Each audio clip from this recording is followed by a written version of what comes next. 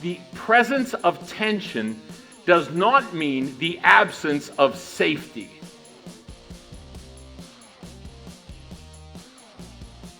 Sometimes we mistake comfort for safety. Comfort is the absence of tension. But the man, the woman of God can, because they're building a structure, because they're building a place with the Lord that they are to dwell, there is going to be some tension. Most of the time it's not noticeable. I'm a licensed scuba diver. I've dove as deep as 135 feet. At 135 feet, it feels no different than right here. The only thing you have to do is you have a breathing apparatus, and you have to do this. You're wearing a mask, and you've got your mouthpiece, and you're breathing compressed air. You pinch your nose, and you blow out as hard as you can. And that takes air from your lungs, goes through your eustachian tubes into your inner ear and equalizes the pressure. Did you ever dive to the bottom of a pool and it hurt your ears? That's because you didn't equalize the pressure between what is down there and what is in here. But if you equalize the pressure, but what you're doing, you're creating a tension within you. You're creating greater pressure. But you can live easily in greater pressure if it is balanced. And walking with the Lord, the tension is balanced. Well, good morning, City Church. A lot of people out because of the weather. My name is Kevin Mancuso. I am the worship leader here at City Church. We welcome you. We just invite you to come on in, your family. And God, we just thank you for another day to worship you. We just give you glory for another day, God. God, we thank you for waking us up in the morning. Whether we're home or we're here, we still have another opportunity to praise you, and we give you glory for that. In Jesus' name, amen.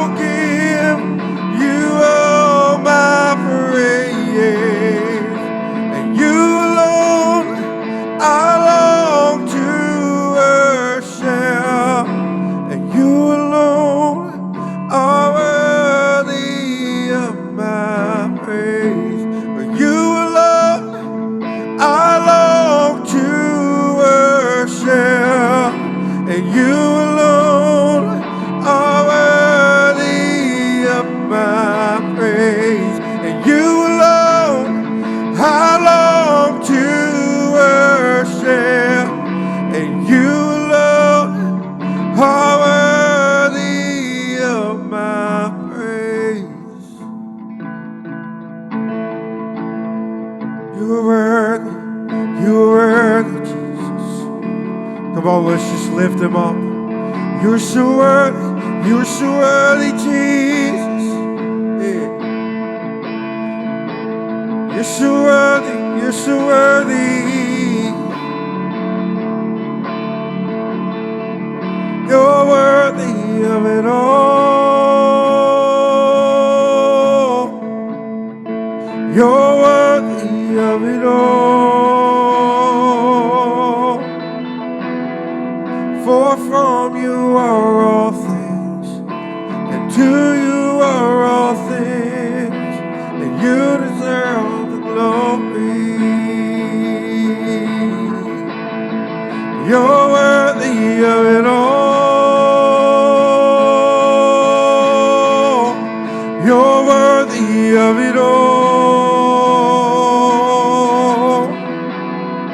For from you are all things, and to you are all things, and you deserve the glory.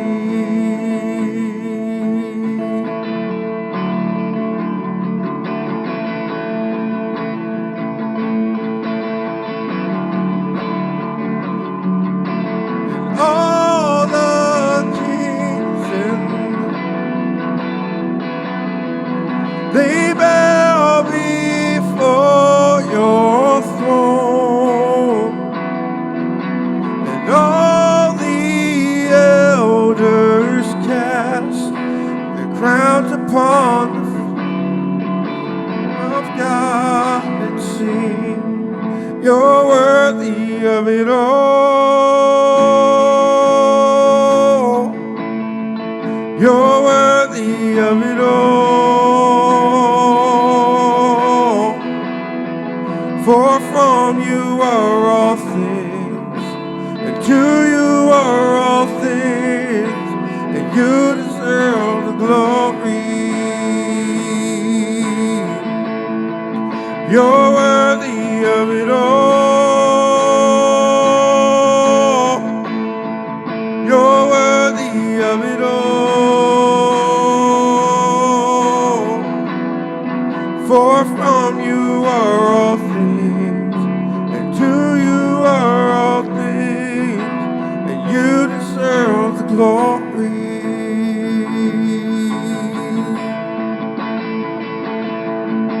And all the saints and angels, they bow before your throne, and all the elders cast their crowns upon the Lamb of God and sing, you're worthy of it all. Come on, drown me out. You're worthy of it all.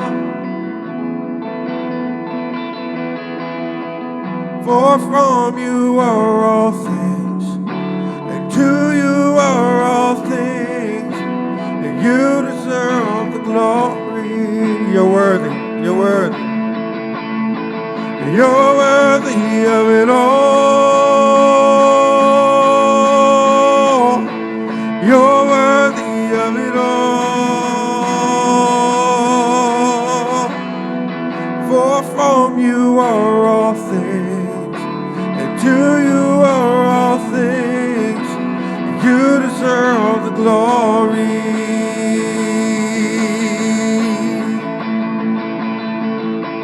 Day and night, night and day, let into the rise. Day and night, night and day, let into the rise. Day and night, night and day, let into the rise. Day and night, night and day.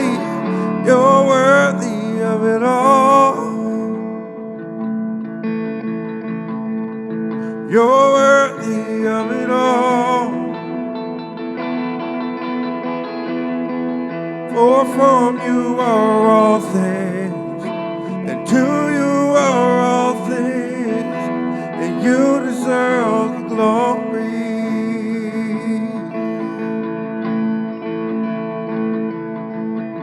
Day and night, night and day, letting sins arise.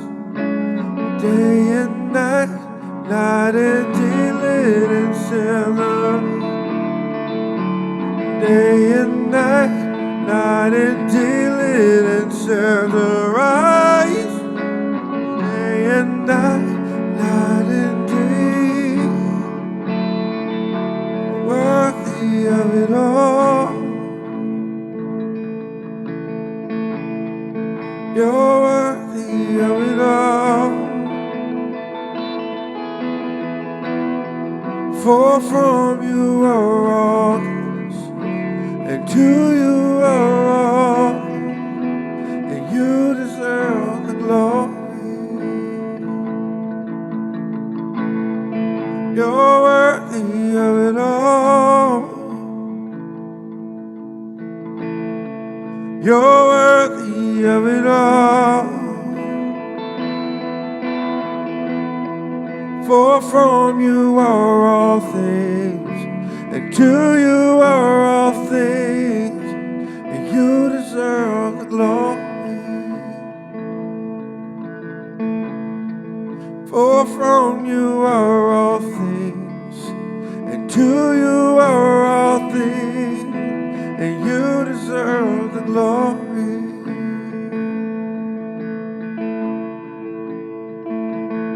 You deserve it.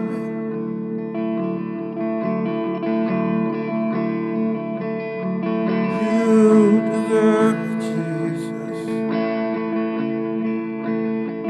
You deserve it.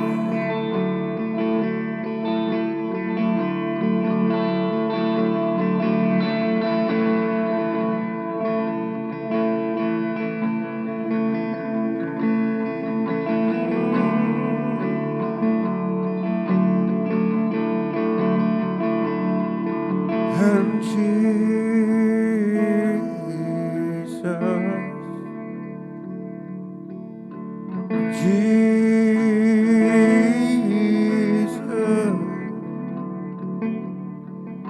the holy and anointed one, Jesus,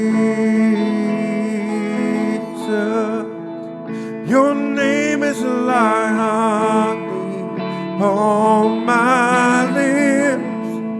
Your spirit's like water to my soul. Your word is a lamp unto my feet. Jesus, I love you. I love you. Jesus, I love you. I love you. And Jesus,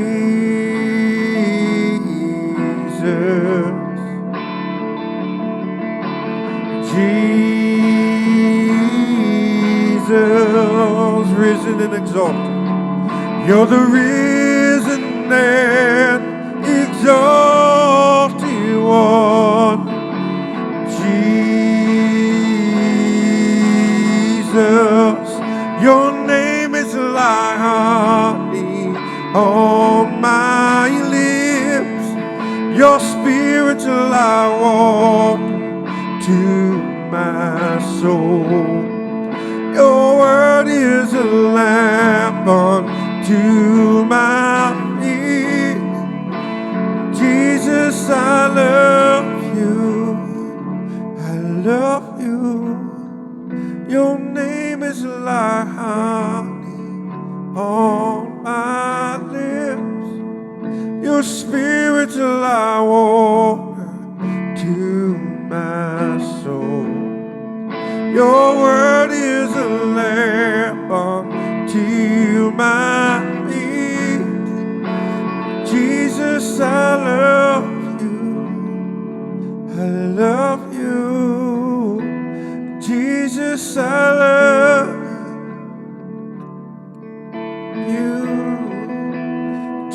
Jesus, I love you.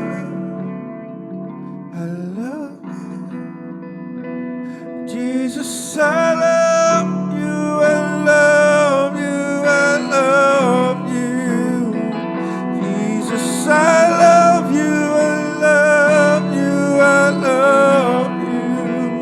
Jesus, I love you, I love you, I love you more than anything, more than anything. Jesus, I love you, I love you, I love you. Jesus, I love you, I love you, I love you.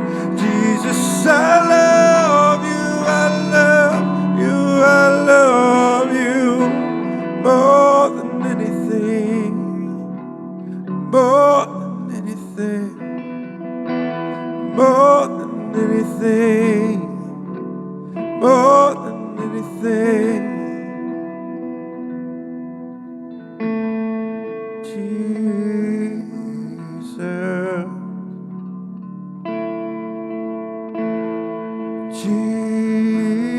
Jesus, arisen and exalted one. Jesus, your name is like honey on my lips. Your spirit like water to my soul. Your word is a lamp to my feet. Jesus, I love you. I love you. Jesus, I love you. To worship you, I live. To worship you, I live. I live to worship you.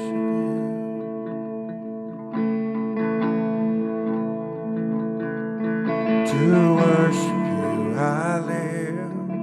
To worship you, I live. I live to worship you.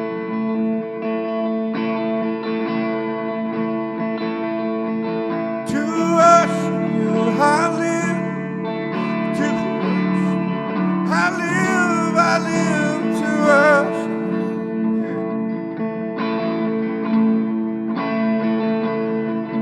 To worship you, I live. To worship you, I live. To worship.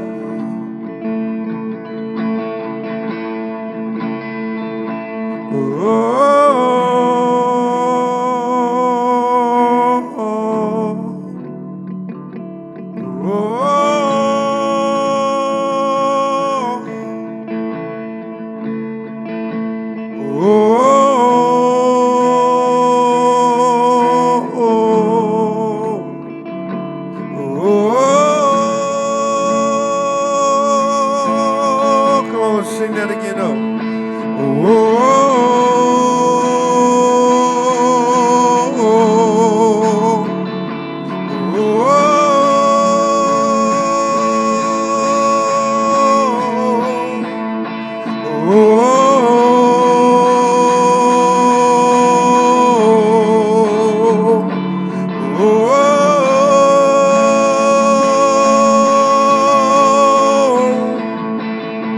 To worship you, I live.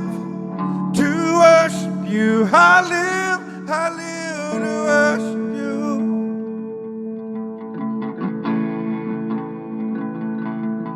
To worship you, I live. To worship you, I live to worship. Won't drown me out. To worship you, I live. To worship you, I live. I live to worship you. You're singing good this morning. Come on, let's worship Him. To worship you, I live. To worship you,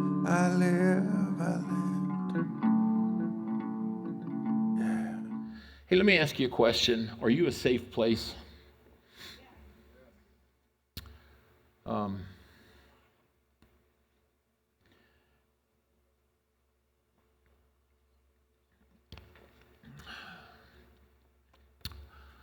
What does it mean to be safe? The Lord talked to me recently about being a safe place. City Church needs to be a safe place. I was talking with someone yesterday, and they visit City Church periodically. We're not their home church, but they like to come here. And the reason they like to come here, because they feel very safe. They feel very safe that they can just be them and not put on airs, you know. And look, I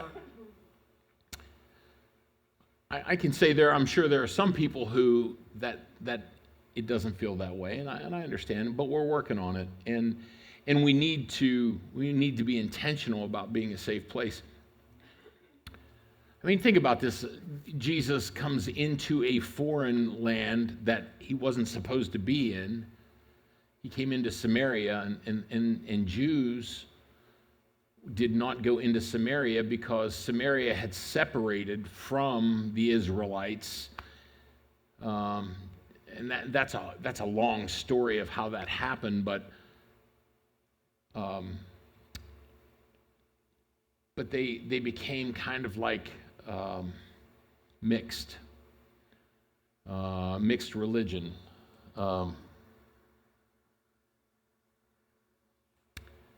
And so Jesus is coming into Samaria. Hey, Kevin, can you shut that fan off for me, please? I'm trying to ignore it, but I'm having a hard time with it. So Jesus is coming into Samaria, and he's with his disciples, and he comes and he sits down kind of like I'm sitting right now at a well. How many of you know that wells are, they're crucial in a dry land? You know, because a well is a place where there's water that's below the surface, but there's no water flowing on the surface. And it takes effort to get the water from the ground to be able to drink, for livestock to drink, we see so many times in the Word of God, somebody is at a well and significant things happen at a well, right? And so it's no different for Jesus. He comes to this well and he's sitting there, and a Samaritan woman comes up, and remember, Samaritans, the Samaritan people came out of the Israelites being taken captive, and then they were taught the whole Babylonian style of living, the Babylonian thinking, religion, all of that. And then all of the people of Babylon that the ruler chose, he transplanted back into Samaria. And when he did that, it wasn't just Israelites that he put back there. It was people from Pakistan and Iran and those regions that were not part of Israel, and it was a mixed people, and they didn't think like Israel, who previously occupied that place, thought. But it doesn't matter how the people of the land think. What matters is there someone who can bring them right thinking? Is there someone who can provide water in the middle of a dry and thirsty land? Are you with me? And so Jesus is sitting at the well, and the well's kind of a metaphor for what Jesus is about to do. He's sitting at this place, and he's saying, he said to the Samaritan woman, he said, "Hey, listen, do you want me to provide water to you?" He said, "If you would have asked me to provide water for you, I would have given you living water." Everyone say living water. that you would never thirst again. And she says, well, how can that be? You know, you don't even have something to draw. She's thinking naturally when he's believing. See, he's operating from heaven to earth, right? He says, I don't do anything unless I see currently. If I'm seeing the Father do it, then I can do it here. In other words, he's saying, I can see with eyes that are not just natural eyes. I can see with spiritual eyes. I can do things that I can't just do with my natural hands, because I'm not just functioning in the physical realm. I'm causing the physical realm to be multiplied into the supernatural realm because I'm occupying a supernatural place. I'm occupying from heaven. I'm sitting in heaven now while I'm simultaneously being here on the earth. And what I can do here on the earth is multiplied because of where I sit in heaven. Are you with me? And so Jesus is actually demonstrating that to us. And he thought so much about it that he made sure this was recorded so that we could glean from this, so we could understand how our elder brother functioned, because his inheritance is our inheritance, so much so that he said you would do even greater things than what he did. These are his words, not mine. And so he said, listen, I got water that you don't even know about, and if you take a drink of this, you'll never thirst again. You'll never, if you drink this water, it will cause you to become something you've never been before. You've always been thirsty. You will no longer be thirsty, but you will be satisfied because you will become what God intended for you to be. See, God never intended us to live in that place of need, to live in that place of lack, to live in that place of dysfunction. He never intended for that to be. He always intended for us to occupy this place of becoming who he intended for us to be. Are you with me? But I say all that to say this: that woman would have never heard one of his words if he wasn't safe. What does it mean to be safe? What does that mean? Well, the word literally means safe. It means shielded, protected from harm, unexposed, not likely to be harmed, damaged, or lost.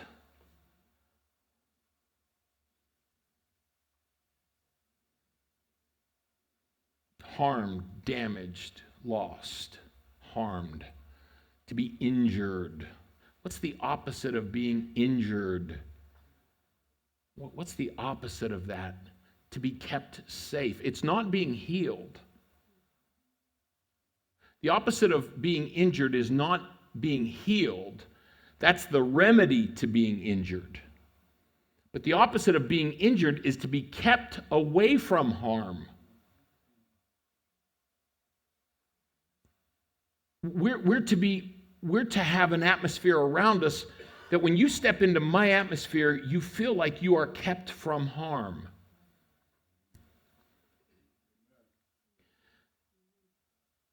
You feel like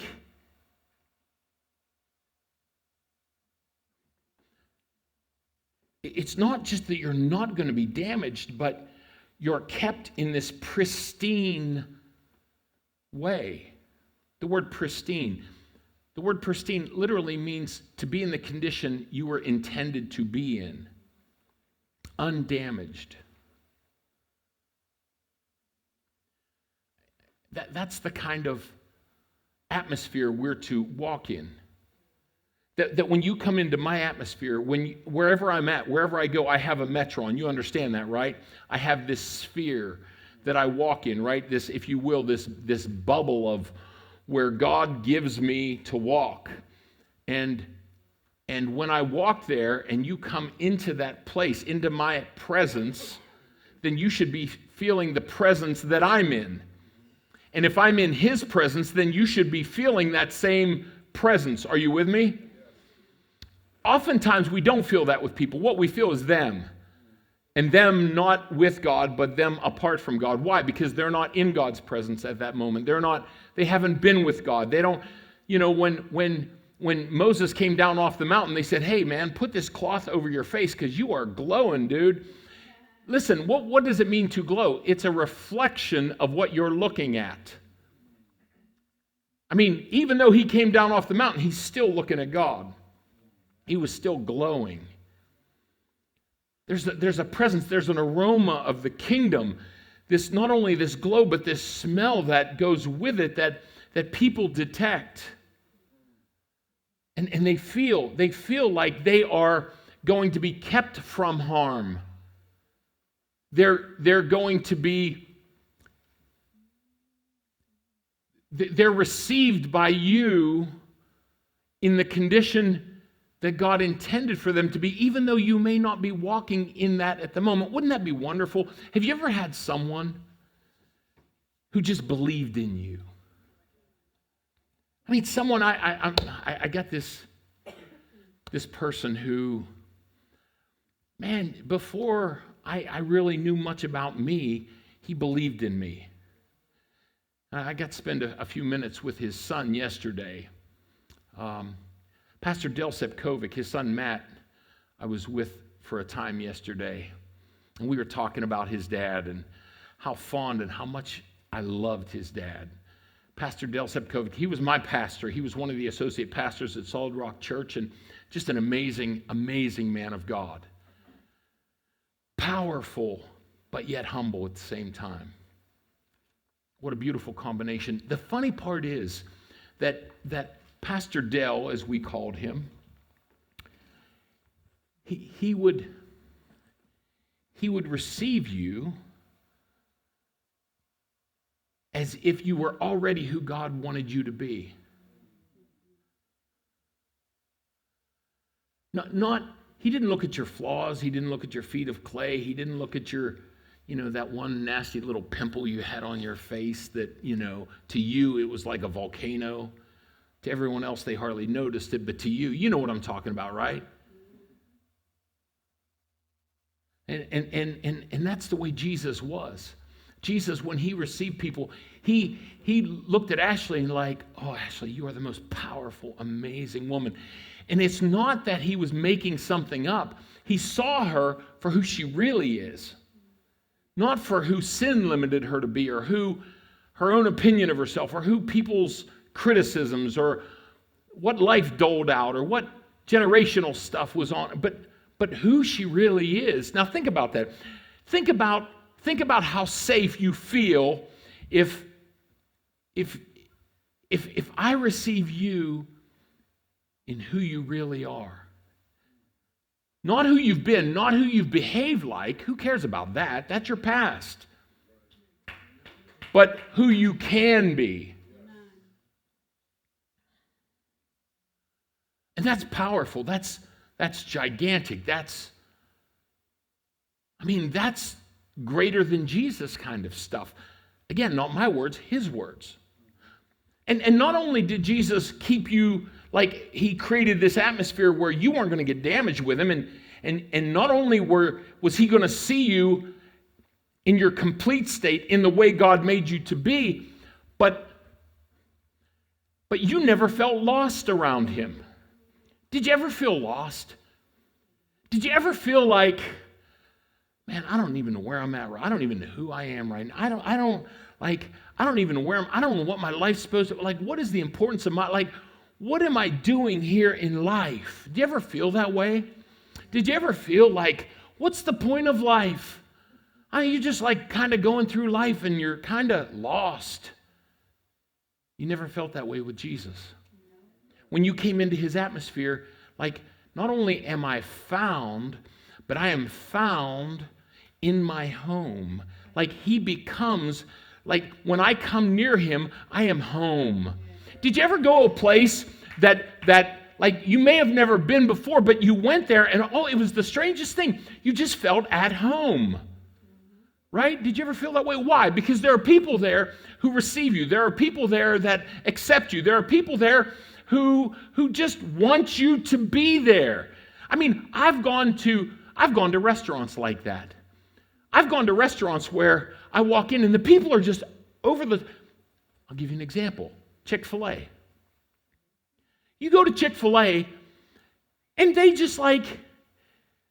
go to the nth degree to make you feel like you are important, and it's important for you to be here. We need you to be here. Because isn't that the truth after all? Isn't that what every business should do? Isn't that what every church should do? Instead of, who are you and why are you here?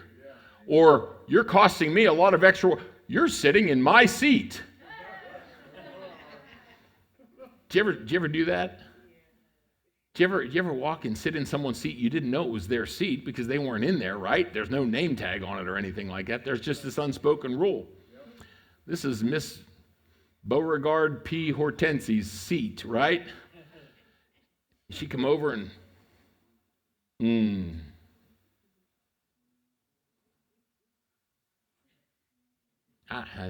of you have ever done that, you understand. It's like, my God, help me to forgive them for being in my seat, you know. But what if we emulated Jesus? What if we did like our elder brother? Is that part of how we're able to actually do greater things than he did? Is if we behaved like him? Not just on the outside, but on the inside. I mean, we loved like that. Everyone say love like that. I want to love like that. See, here's the hitch, though. Here's the rub. I've said that to God a couple times. And see, when you start saying to God, like you really catch this, and you want to be someone who makes a safe place for others, I mean, because really, that can be all summed up in just you're going to love, right? It's easy to love people who you already accept. That's really not love, because there's no sacrifice involved in that. And it's easy to keep safe people that you already keep safe, right? I mean, because it doesn't take any love to do that. It's not hard to love people that love you already, right? That's really, that doesn't take any effort. People say, well, I love big, I love my family. Well, they're part of you. You'd be stupid not to love them. Come on, somebody. Well, but I love my church family. Yeah, they're part of you. Well, actually, I don't really love them all. Well, all right, you got to work on that. But here's the thing. When you start saying, I want to be a safe place, you know what God will do? God will bring very unsafe people around you and see how you handle that. Okay. Proverbs 18:10 says this: the name of the Lord is a strong tower. Say strong tower. The righteous run into and are safe. Okay? Now, I kind of want to illustrate this to you. And to do that, I'm going to use my magic board here. Did he say magic? Take a pill. All right, so I want you to see that. Okay. So this is, no, it's not an arrow.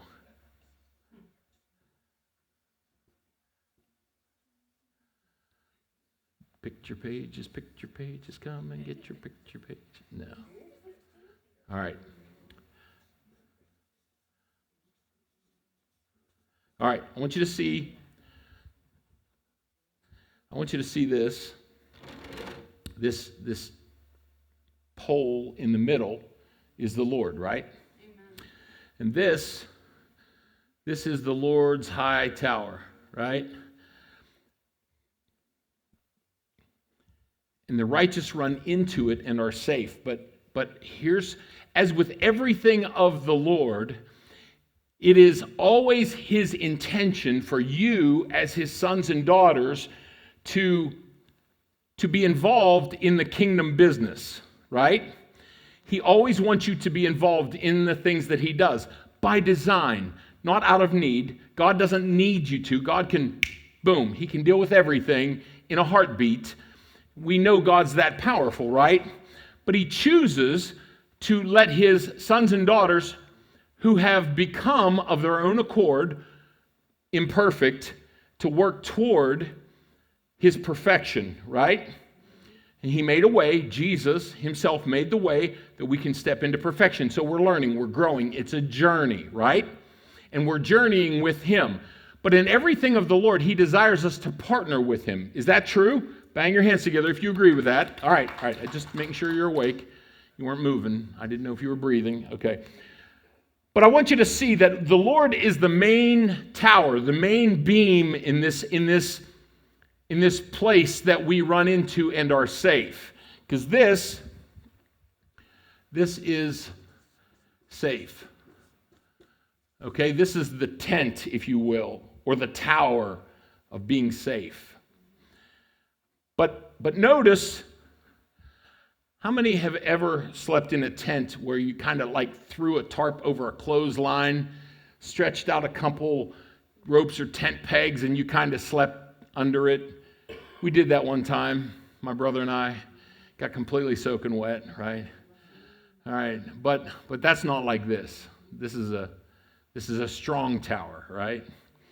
But may I say this? You have part in building this. Your part is this right here and this over here. These two tent pegs. Okay. And here's what, as I was talking to the Lord about being a safe place, here's what he showed me. That there are two tent pegs, if you will, that have to do with safety. The first tent peg, this is called obedience. Right?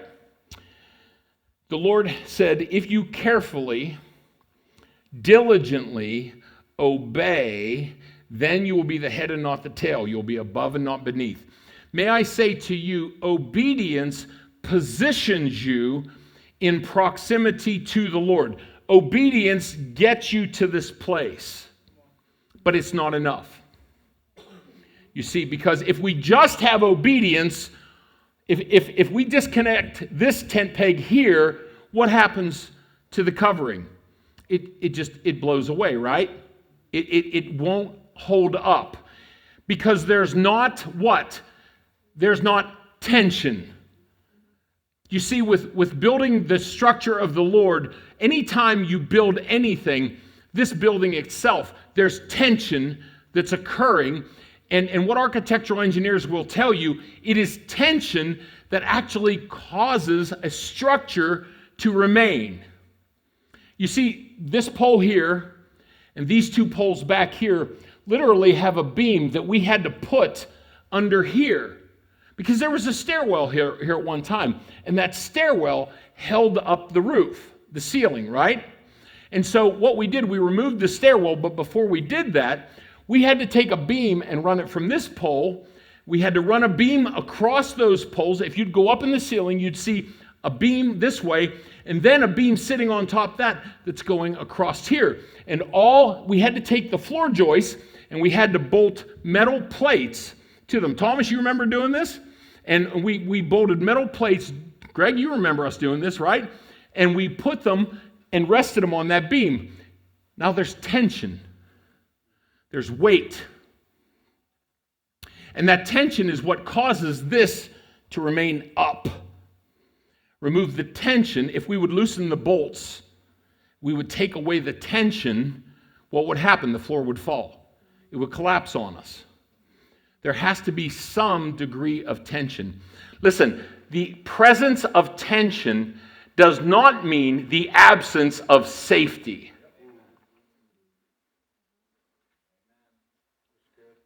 Sometimes we mistake comfort for safety. Comfort is the absence of tension. But the man, the woman of God can, because they're building a structure, because they're building a place with the Lord that they are to dwell, there is going to be some tension. Most of the time it's not noticeable. I'm a licensed scuba diver. I've dove as deep as 135 feet. At 135 feet, it feels no different than right here. The only thing you have to do is you have a breathing apparatus, and you have to do this. You're wearing a mask, and you got your mouthpiece in, and you're breathing compressed air. You pinch your nose, and you blow out as hard as you can. And that takes air from your lungs, goes through your eustachian tubes into your inner ear, and equalizes the pressure. Did you ever dive to the bottom of a pool and it hurt your ears? That's because you didn't equalize the pressure between what is down there and what is in here. But if you equalize the pressure, but what you're doing, you're creating a tension within you. You're creating greater pressure. But you can live easily in greater pressure if it is balanced. And walking with the Lord, the tension is balanced. Are you with me? Just because you're walking with the Lord doesn't mean devils aren't coming against you. You with me?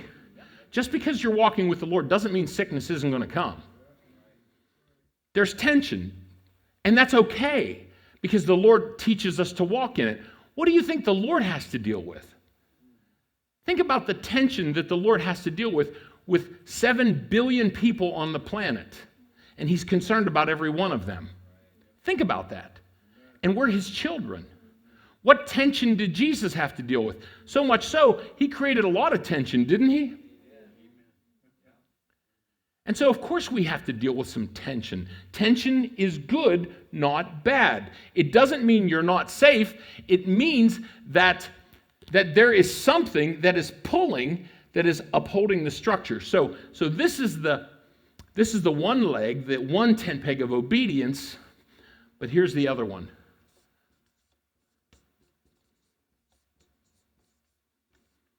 The other tent peg is intimacy. Intimacy. You see, this one gets you here. This one positions you. But this one deals with the inside. Into me see. And guess what? If we allow God to see into us, he allows us to see into him. Intimacy gives me the answers. When God asks me to be obedient and I don't feel like I can, obedience is putting a tension on me. But what balances out the tension is when I'm intimate with the Lord and he says, but here's how you can. Here's how I will help you. Yeah, your house is going to catch on fire, but I'm going to bless you in the midst of that. The reason they know that is, yeah, they're obedient, they're walking this thing out, but they spent time with the Lord, and the Lord said, I'm going to bless you in the process. Because they were obedient and intimate, now they're walking in the blessing of God. Even though there's been tension in their life that for the average person, it would cause them to feel destroyed or defeated or abdicated by God. Are you with me? Obedience to the call of God that's on our life.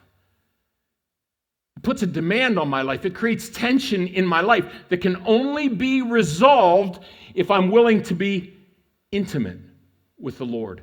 And when I am both intimate and obedient, everyone say that, intimate and obedient.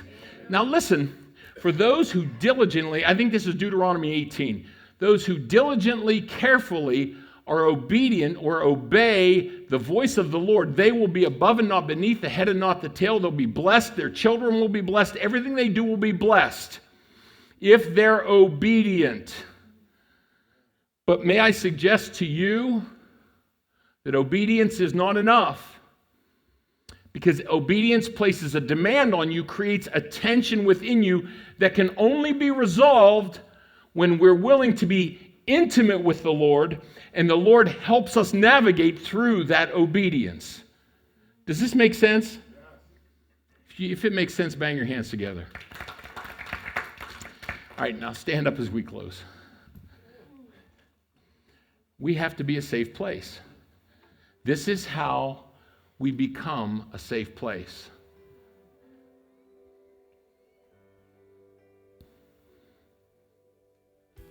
become a safe place by, Lord, what would you have me do? See, obedience is not just about doing what he tells you, it's finding out more than what he's been saying. It's me saying, Lord, what else do you want done? Lord, what are you wanting from me? Let me explain. How much more do I enjoy it when my sons come to me and say, Dad, is there anything you'd like me to do for you today? Instead of, hey, Caleb, I want you to do this. Colin, I want you to do this. Josh, I want you to do this. I mean, they'll do it. But how does that make me feel as a dad? It makes me feel like I'm demanding something of them they don't want to do. And how do I feel about that? I don't feel so good, do I? But what if they said to me, what if they came and they said, and I'm not picking on my boys here right now, they do this from time to time. But what if they come to me, and they say, Dad, what can I do for you today? I would like for you to put a demand on me. Really? Yeah, what would you have? Well, I have this to do. Oh, thank you. Let me do that. And they went out and did it with the highest level of excellence. Not say they're going to do it and then turn around and go do something else. Come on, somebody. I think I lost some people just right there. Because comfort says that I don't ask to do anything, because if I ask to do something, the Lord may take me up on it, and I don't want to do up on it. Because why? Because my soul doesn't feel like doing that, because I want to be comfortable. Comfort is the absence of tension. But here's the problem. If I'm in comfort, now listen to me, we have been taught as the American people to be as comfortable as we possibly can be. That comfort is the goal of our lives. And may I suggest to you that that is a veiled form of destruction. Comfort should be a byproduct of being safe, not what drives us. Because if I'm seeking comfort first, I won't ask the Lord, what would you have me do? Or if I do ask him, what would you have me do? What I'll do is determine, I'll size it up like, well, do I really want to do what God's asking me to do? Wait, how does that make your father feel? Instead, what if we took the tact of true, Jesus-like sons and daughters? What did Jesus say? He said, Father, what do you want? What is your will? Thy will be done, thy kingdom come on earth as it is in heaven. Now show me your will, Lord, and I'll do it. Lord, what do we have to do about this? You got to go to the cross. Okay, Lord, if there's another way, if we could take it, I would like to do that, but not my will, but your will be done. Are you with me? Could it be that this is a missing component in the body of Christ? Could it be that by creating this safe place out of obedience and seeking the will of God and intimately talking with him so that we can receive the instruction of how to walk this out, could it be that all of a sudden we find ourselves in the place like Jabez found himself? 1 Chronicles 4:10 says this. How many read the book of Jabez? Let me see your hands. Really? Wow, you guys got to. It's just a wee little short book. It will bless your life. Am I right? Now Jabez called on the God of Israel, saying, Oh, that you would bless me indeed and enlarge my border, and that your hand might be with me, and that you would keep me from harm, that it may not pain me. And God granted him what he requested. Now watch this. Jabez associated blessing with enlarging the border of Jabez, enlarging this border, pulling out the tent stakes and moving them out further. Lord, what would you have me do?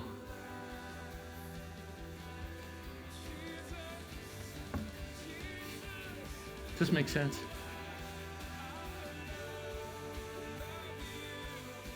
There's a lot of people that don't know Jesus out there. There's a lot of people that need healed. There's a lot of people that are needed in schools, public schools, to shine the light of the kingdom, to have the atmosphere. Look, I get it. You can't go into a public school and preach the gospel, but you can certainly be salt and light. And how many of you know you can just change the flavor by being there? How many people are needed in medicine to bring the kingdom into the whole medical field? How many people are needed in entertainment? My God, help us. That influence what producers produce, what movie companies make. How many people are needed in the church? Not everyone's meant to be functioning in the church with a job on a Sunday morning. Some are meant just to be here and attend. But you're meant to be equipped so that you can go out there and be salt and light into the world. That your safe place isn't just here, it's out there. And you create a safe place out there everywhere you go. A safe place in the restaurant, a safe place in the grocery store, a safe place in the school, in the hospital, in the music hall, wherever it is. You're creating a safe place. But it comes by first asking the Lord, what would you have me do? And then doing it. But not just allowing that tent peg to exist in your life, but this one. Show me how to do it. Show me the heart with which to do it. Help me to have your heart. Help me to think with you, God. As I go to school, as I'm a student, as I'm at home, a retiree, wherever I go, whatever I do, I'm a safe place. I believe we'll touch people's lives in a way that we've never touched them before. You with me? Does this make sense? If you want to be a safe place, just lift your hands up to God.